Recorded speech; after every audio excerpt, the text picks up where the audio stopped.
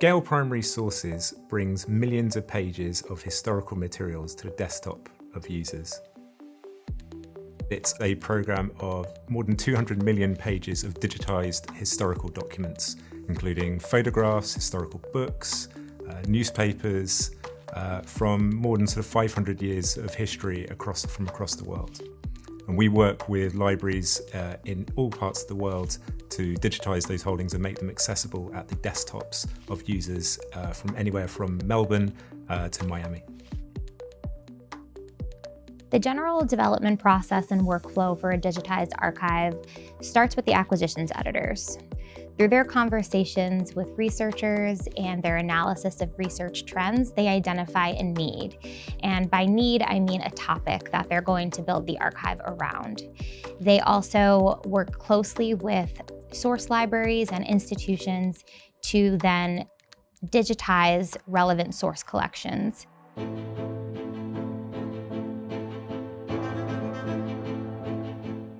The National Archives is the official archive and publisher of the UK government and for England and Wales. We hold over 1,000 years of iconic national documents here. We actually have over 11 million documents at the National Archives. These range from the Domesday Book right the way up to modern government papers and digital files. Our documents include domestic records such as the Home Office series and the State Papers series, but also overseas series such as the Foreign Office and Colonial Office, which relate to areas outside the United Kingdom. It's this breadth of geographical coverage really, and chronology, which makes us such a valuable resource for researchers both within the UK and globally.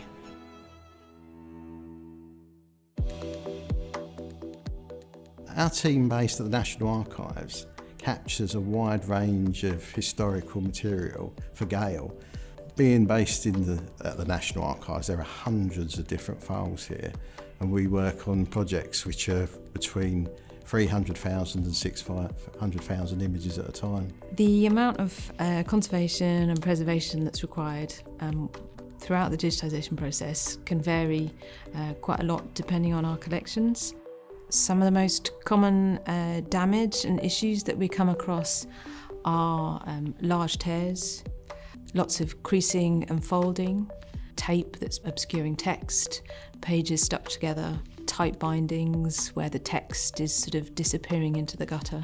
So we have many techniques for repairing documents that are damaged, but some of the main treatments that we use are using re-moistable tissue that has been coated with an adhesive, and we use that to repair tears.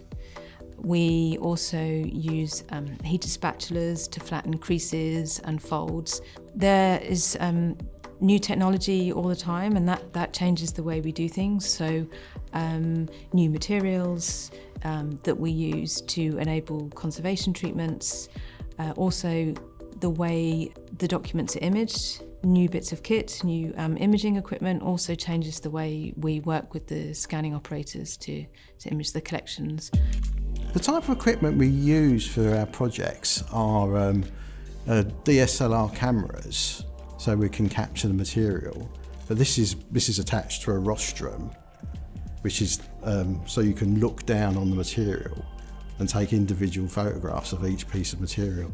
One of our capturers walks over to the shelf, picks up the folder, takes it to their desk, and has a quick look through to see what the condition of the material is. They remove the tags if it's a tagged file. We're very gentle with it. You have to sort of flatten it out gently. From there, we send the scanned content to our vendor, and the vendor runs the content through optical character recognition technology, also known as OCR. This is what makes the content searchable.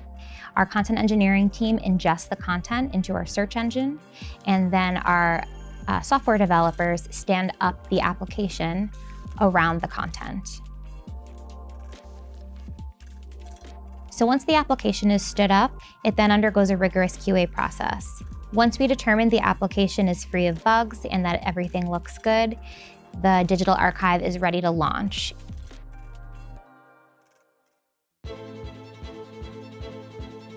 So optical character recognition quality is key to the search experience. We're constantly reevaluating OCR engines to ensure that we are using the most up-to-date technology.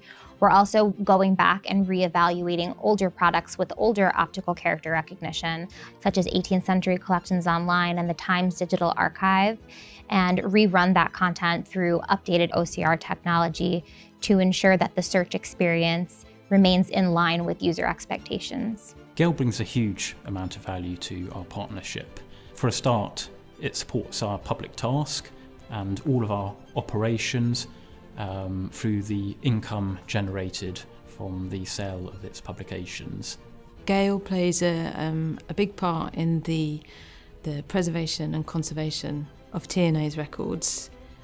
The main way they do that is by instigating digitisation projects, but part of that process involves the conservation of the collection to make sure that all of the documents that go through the digitisation process are safe and stable and are accessible. It also increases the accessibility of our documents enormously. Whereas in the old days you would have had to come to Kew to consult a document, now via Gale you can look at these documents and carry out your research from anywhere in the world.